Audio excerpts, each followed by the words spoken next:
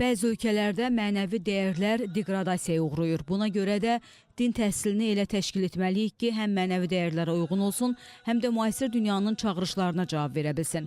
Bu sözləri Azərbaycan İlahiyyat İnstitutunun rektoru Aqil Şirinov müasir din təhsili modelləri, mənəvi dəyərlər və qlobal çağırışlar kontekstində keçirilən beynəlxalq simpoziumda dedi. O həmçinin bildirdi ki, Azərbaycan din təhsili sahəsində əldə etdiyi nailiyyətləri beynəlxalq aləmə təqdim etmək niyyətindədir. Azərbaycan İlahiyyat İnstitutunda verilən din təhsili dünyada unikal modellərdən biridir. Həm İslam dünyasında unikal modellərdən biridir. Çünki bizim burada verdiyimiz təhsil məzhəblər üstü bir təhsildir.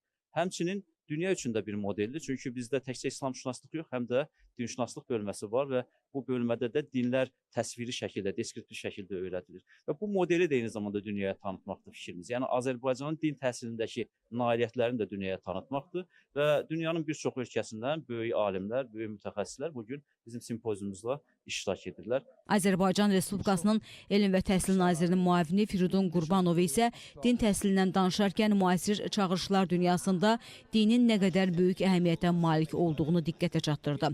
Onun sözlərinə görə gənclərin dinlər barədə məlumatlı olması onların fərqli inanclara hörmətlə yanaşmasını təmin edir. Dinin bir çox funksiyaları bu gün də çox böyük aktuallıq kəsb edir.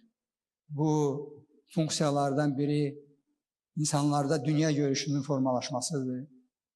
Bu eyni zamanda əxlaq sisteminin və dəyərlərinin din tərəfindən müəyyən edilməsidir.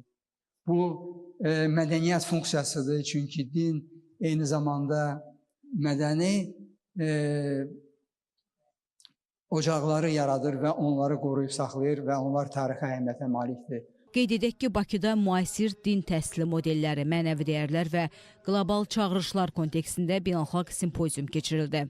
Tədbirin keçirilməsində məqsəd Azərbaycanda və dünyada din təhsili sahəsində mövcud vəziyyət, qarşıya çıxan problemlərin təhlili və onların həlli istiqamətində platforma yaradılmasıdır. Simpoziumda dövlət rəsmiləri, dini konfensiyaların, yerli ali təhsil və tədqiqat müəssisələrinin nümayəndələri ilə yanaşı 40-a yaxın xarici qonaq da iştirak etdi.